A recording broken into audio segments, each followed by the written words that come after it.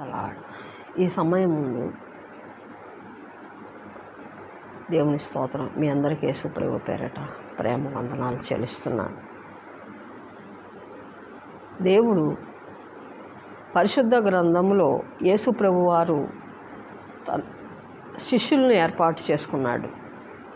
అందులో ఇద్దరు శిష్యుల్ని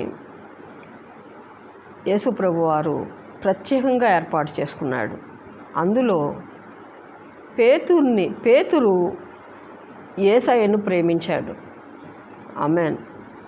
యేసయ్య అయితే యోహానుని ప్రేమించాడు.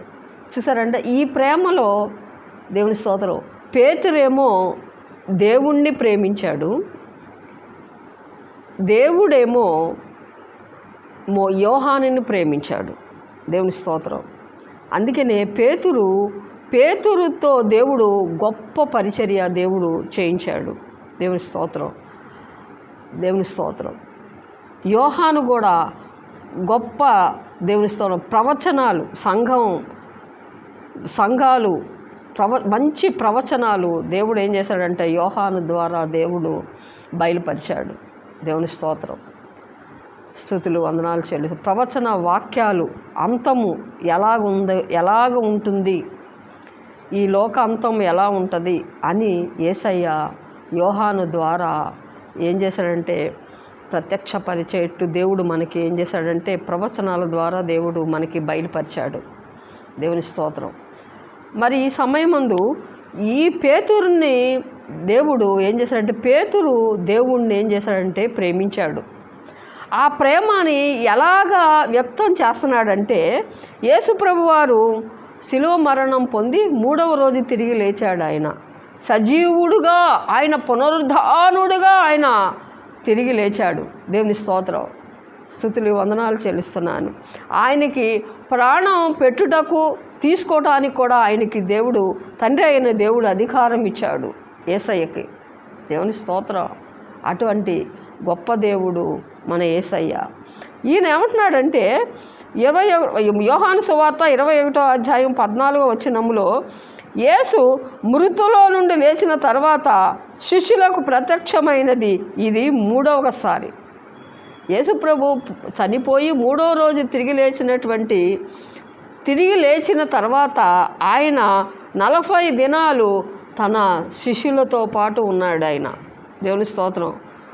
ఉండినప్పుడు ఇది 3వసారి యేసు ప్రభు వారు ఆయన తిరిగి లేచిన తర్వాత పునరుద్ధానుడై లేచిన తర్వాత దేవుని శిష్యులకు ఆయన ప్రత్యక్షమై మాట్లాడుతున్న మాటలు ఇవి. ఏమనంటే భోజనం చేసిన తరువాత యేసు సీమోను పేతురును చూచి, యోహాను కుమారుడైన సీమోను, వీరికంటే నీవు నన్ను ఎక్కువగా ప్రేమించుచున్నావా అని అడగగా అతడు, అవును ప్రభువా, నేను నిన్ను ప్రేమించుచున్నానని నీవు ఎరుగుదువని ఆయనతో చెప్పాను. యేసు, నా గొర్రె పిల్లలను మేపుమని అతనితో చెప్పాను. యేసు మరలా, యోహాను కుమారుడైన సీమోను, నన్ను ప్రేమించుచున్నావా అని 2వసారి అతనిని అడగగా యేసు, అవును ప్రభువా, నేను నిన్ను ప్రేమించుచున్నానని నీవే ఎరుగుదువని అతనితో చెప్పాను. ఆయన నా గొర్రెలను కాయమని చెప్పాను.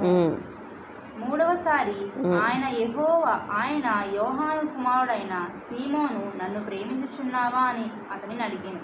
నన్ను ప్రేమించుచున్నావా అని 3వసారి తన్ను అడిగినందుకు పేతురు వ్యసనపడి, ప్రభువా, నీవు సమస్తమును ఎరిగినవాడు, నిన్ను ప్రేమించుచున్నానని నీవే ఎరుగుదువని ఆయనతో చెప్పాను. యేసు, నా గొర్రెలను మేపుము. నీవు యవనుడవై ఉండినప్పుడు నీవంతట నీవే నడుము కట్టుకొని నీకిష్టమైన చోటికి వెళ్ళుచుంటివి. నీవు ముసలివాడు అయినప్పుడు నీ చేతులు నీవు చాచుదు, వేరొకడు నీ నడుము కట్టి నీకిష్టము కాని చోటికి నిన్ను మోసుకొని పోవునని నీతో నిశ్చయముగా చెప్పుచున్నానని అతనితో చెప్పాను. చాలు. దేవుని స్తోత్రం. చూడండి, యేసు ప్రభు వారు పేతురు పట్ల ఎటువంటి వాగ్దానం దేవుడు చూపిస్తున్నాడో చూడండి. దేవుని స్తోత్రం. ఆయన పేతురు పట్ల ఒక ఉద్దేశం ఉంది. నీ పట్ల నా పట్ల కూడా దేవునికి ఒక ఉద్దేశం ఉంది. దేవుని స్తోత్రం. అది ఆ ఉద్దేశం దేవుడు ఏం చేస్తున్నాడంటే అది జ్ఞాపకం చేస్తున్నాడు పేతురు పట్ల. దేవుని స్తోత్రం. నమ్మకస్తులైన వారి కోసం ఆయన ఏం చూస్తున్నాడు. దేవుని స్తోత్రం, దేవునికి స్తోత్రం. దేవుడు మీది ఆకాశము నుండి నరులను కనులారా చూస్తున్నాడంట.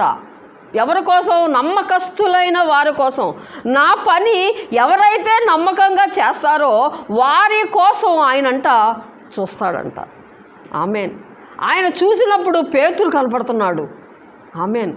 దేవుడు చూసినప్పుడు, దేవుని స్తోత్రం, ఆ యేసయ్య చూసినప్పుడు మనం కూడా మన హృదయం, మన అంతరంగం దేవుడికి తెలుసండి. దేవుడు మనకిచ్చినటువంటి దానిని దేవుడు మనకి ఏ పని అయితే అప్పచెప్పాడో ఆ పని మనం నమ్మకంగా చేయాలి. నమ్మకమైన వారికి దేవుడు దీవెనలు ఇస్తాడంట. దేవుని స్తోత్రం. నమ్మకస్తులైన వారి కోసం ఆయన చూస్తున్నాడంట. మన అంతరంగమును ఆయన ఎరిగిన దేవుడు. దేవుని స్తోత్రం. దేవుడు నీకు అప్పచెప్పిన పని నమ్మకంగా చేస్తున్నావా? దేవుని స్తోత్రం. ఆ నమ్మకత్వాన్ని దేవుడు చూస్తాడు. దేవుని స్తోత్రం, స్తుతులు. అటువంటి వారికి దేవుడు పని అప్పచెప్తాడు. ఆ పని మనం నమ్మకంగా చేయాలి. దేవునికి భయపడాలి. దేవుని స్తోత్రం. దేవునికి భయపడి మనం ఏం చేయాలంటే పని చేయాలి. దేవుని స్తోత్రం. ఆ పని నువ్వు ఈ ఆఫీసులో పని అయినా, లేకపోతే నువ్వు ఉద్యోగం చేస్తున్న చోట, నువ్వు వ్యాపారం చేస్తున్న చోట, ఎవరి కిందైనా నువ్వు పని చేస్తున్నా కానీ తండ్రి, దేవుని స్తోత్రం, ఆ పని నువ్వు అది దేవుడి పని అయినా కానీ, దేవుని ఏ పని అయినా మనం ఏం చేయాలంటే నమ్మకంగా చేయాలి. ఆ యథార్థత దేవుడు చూస్తాడు. దాన్ని బట్టి దేవుడు నీకు ఏం చేస్తాడంటే జీతం ఇస్తాడు. ఆమేన్. అది ఏ పనైనా ఆ నమ్మకత్వాన్ని దేవుడు ఏం చేస్తాడంటే ఖచ్చితంగా చూస్తాడు. దేవుని స్తోత్రం. ఇక్కడ ఏమంటున్నాడంటే వీళ్ళు ఏం చేస్తున్నారంటే, వారు భోజనం చేసిన తర్వాత యేసు సీమోను పేతురును చూచి, దేవుని యోహాను కుమారుడు అయిన సీమోను, వీరికంటే నీవు నన్ను ఎక్కువగా ప్రేమించుచున్నావా అని అడగగా, వీరికంటే నన్ను నువ్వు ఎక్కువగా ప్రేమిస్తున్నావా అంటే, అక్కడున్న అందరూ ఉన్నారు, అక్కడ శిష్యులందరూ ఉన్నారు. వాళ్ళందరి మధ్యలో యేసయ్య అంటున్నాడు, యోహాను కుమారుడు అయిన సీమోను, నీవు నన్ను ప్రేమిస్తున్నావా? ఈ సమయమందు యేసయ్య నిన్ను అడుగుతున్నాడు, స్తోత్రం, నువ్వు నన్ను ప్రేమించుచున్నావా అని. దేవుని స్తోత్రం. మన కొరకు తండ్రి అయిన దేవుడు, దేవుని స్తోత్రం, తను ప్రేమించుచున్నటువంటి ఒక్కగానొక్క కుమారుణ్ణి ఈ లోకానికి పంపించాడు. ఆమేన్. దేవుని స్తోత్రం. అది ప్రేమ అంటే. దేవుని స్తోత్రం. ప్రేమ అంటే ఏంటంటే ఇవ్వటం. ఇవ్వటం అంటే దేవుని ఏదైనా మనం ఇవ్వటం అన్నమాట. ఏదో ఒకటి ఇచ్చి, దేవుని స్తోత్రం, అది నిరూపించటం అన్న. ప్రేమను ఏం చేయాలంటే నిరూపించటం. దేవుని స్తోత్రం. అందుకనే దేవుడు ప్రేమామయుడై ఉన్నాడు. తండ్రి అయిన దేవుడు ఏం చేశాడంటే తన ఒక్కగానొక్క కుమారుణ్ణి ఈ లోకానికి ఇచ్చాడు. దేవుని స్తోత్రం. ఎందుకనంటే దేవుని స్తోత్రం, ఆయన ఈ పాపములోంచి, శాపములోంచి ఎవరు రక్త ప్రోక్షణ అయితేనే కానీ పాప విమోచన లేదని ఎందరో భక్తుల్ని ఈ లోకాన్ని వచ్చారు. కానీ ఆ దేవుడు ఏం చేశాడంటే ఎవ్వరూ కూడా నెరవేర్చలేకపోయారు. దేవుని స్తోత్రం. కానీ ఒకే ఒక్క దేవుని స్తోత్రం పరిశుద్ధ రక్తం ద్వారానే, దేవుని స్తోత్రం, ఒక పరిశుద్ధ రక్తం ద్వారానే మనకు పాప విమోచన కలుగుతుందని, గొర్రెలను, ఎడ్లను, దేవుని స్తోత్రం, బలిచ్చినా సరే పాప విమోచన కలగట్లేదని దేవుడే ఏం చేశాడంటే మనలందరినీ ప్రేమించి తన ఒక్కగానొక్క కుమారుణ్ణి ఈ లోకానికి ఏం చేశాడంటే దేవుడు తీసుకొచ్చాడు. ఆయనే ప్రభు అయిన యేసుక్రీస్తు. ఆయన ఒక కన్యక గర్భంలోంచి దేవుడు ఏం చేశాడంటే తన కుమారుణ్ణి ఏం చేశాడంటే ఈ లోకానికి తీసుకొచ్చాడు. దేవుని స్తోత్రం. గిఫ్ట్ ఇచ్చాడు దేవుడు మనకి. తండ్రి అయిన దేవుడు తన కుమారుణ్ణి ఈ లోకానికి ఏం చేశాడు? లోక కళ్యాణార్థమై దేవుడు మనకి ఒక గిఫ్ట్గా తండ్రి అయిన దేవుడు తన కుమారుణ్ణి ఈ లోకానికి పంపించాడు. దేవుని స్తోత్రం. కాబట్టి ఆయన తండ్రి చెప్పింది చెప్పినట్టే కుమారుడు చేశాడండి. దేవుని స్తోత్రం. అది ప్రేమ. మనము కూడా దేవుడు ఏదైతే చెప్తున్నాడో అవన్నీ మనం చేయాలి, నమ్మకంగా చేయాలి. నమ్మకత్వాన్ని దేవుడు చూస్తున్నాడు. అందుకనే యేసయ్య తండ్రి అయిన దేవుడు అంటున్నాడు, ఈయన నా ప్రియ కుమారుడు, ఈయన యందు నేను ఆనందించుచున్నాను, ఈయన మాట వినండి. ఆమేన్. ఆయన మాట మనం వింటే మనకి మేలు. ఆమేన్. దేవుని స్తోత్రం. ఇక్కడ ఏమన్నాడంటే ఈయన శోధిస్తున్నాడు దేవుడు. సీమోను వాళ్ళు భోజనాన్ని కూర్చున్నారు. దేవుని స్తోత్రం. ఏమన్నాడంటే ఇక్కడ కూర్చున్న వారందరికంటే కూడా నీవు నన్ను ప్రేమిస్తున్నావా? అవును ప్రభువా, నేను నిన్ను ప్రేమించుచున్నానని నువ్వు ఎరుగుదువు. దేవుడు అయితే మరలా ఆయన యోహాను కుమారుడైన సీమోను నన్ను ప్రేమించుచున్నావా అని రెండవసారి అతనిని అడుగగా అతడు అవును ప్రభువా, నేను నిన్ను ప్రేమించుచున్నానని నీవే ఎరుగుదు అని ఆయనతో చెప్పాను. చాలండి. చూసావా? నువ్వు నన్ను ప్రేమించుచున్నావా, నువ్వు నన్ను ప్రేమించుచున్నావా అని 3 సార్లు అడుగుతాడు. దేవుని స్తోత్రం. అవును ప్రభువా, అది నీకే తెలుసు తండ్రి, అది నీకే తెలుసు అయ్యా. దేవుని మన మనసును ఎరిగిన దేవుడు యేసయ్య. దేవుని స్తోత్రం. మన భక్తి ఎంతవరకు చేస్తామో అతనికి తెలుసు.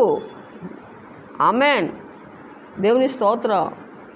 ఇక్కడ ఏమన్నాడంటే అయ్యా, నేను నిన్ను ప్రేమిస్తున్నానో లేదో అది నీకు తెలుసు అయ్యా. దేవుని స్తోత్రం. అయితే నా గొర్రెలను మేపుము, తర్వాత నా గొర్రెలను కాయుము. దేవుని స్తోత్రం. స్తుతులు వందనాలు చెల్లిస్తున్నాను. మూడవసారి ఆయన యోహాను కుమారుడైన సీమోను నన్ను ప్రేమించుచున్నావా అని అతన్ని అడిగాను. నన్ను ప్రేమించుచున్నావా అని మూడవసారి తను అడిగినందుకు పేతురు వ్యసనపడి, ప్రభువా, నీవు సమస్తమును ఎరిగినవాడు, నిన్ను ప్రేమించుచున్నానని నీవే ఎరుగుదు ఆయనతో చెప్పాను. చాలు. స్తోత్రం. చూసావా? నువ్వు నన్ను ప్రేమించుచున్నావా, నువ్వు నన్ను ప్రేమించుచున్నాడు. ఈ సమయం ముందు దేవుడు నిన్ను అడుగుతున్నాడు, నేను నిన్ను ప్రేమిస్తున్నాను. మనం చెప్పాలి. దేవుని స్తోత్రం. యేసయ్య అంటున్నాడు, నీవు నన్ను ప్రేమించుచున్నావా, నీవు నన్ను ప్రేమించుచున్నావా. ప్రేమ అనేది ఇవ్వటం. దేవుని స్తోత్రం. ఎలాగా? నమ్మకంగా. అందుకని ఇక్కడ ఏమంటున్నాడంటే పేతురు పట్ల దేవునికి ఒక ఉద్దేశం ఉంది. దేవుని స్తోత్రం. దేవుడికి పేతురు పట్ల ఒక ఉద్దేశం ఉంది. కాబట్టే దేవుడు వెంటాడి అడుగుతున్నాడు. దేవుని స్తోత్రం. పేతురు, యోహాను కుమారుడైన సీమోను, నువ్వు నన్ను ఏం చేస్తున్నావు? ప్రేమిస్తున్నావా? అవునయ్యా, నేను నిన్ను ప్రేమిస్తున్నాను. ముమ్మారు అడిగినప్పుడు దేవుడు అంటున్నాడు, దేవుని స్తోత్రం, నా గొర్రెలను మేపు, తర్వాత నా గొర్రెలను కాయుము, తర్వాత మూడవసారి అయ్యా నువ్వేం చేయాలి? నన్ను మేపు. చూడండి, నా గొర్రెలను ఏం చేయి? నువ్వు మేపు. దేవుని స్తోత్రం. దేవుడు మనకిచ్చినటువంటి గొర్రెలను నమ్మకంగా కాయాలి. ఆమేన్. దేవుని స్తోత్రం. ఆ నమ్మకత్వాన్ని దేవుడు చూస్తున్నాడు. ఆమేన్.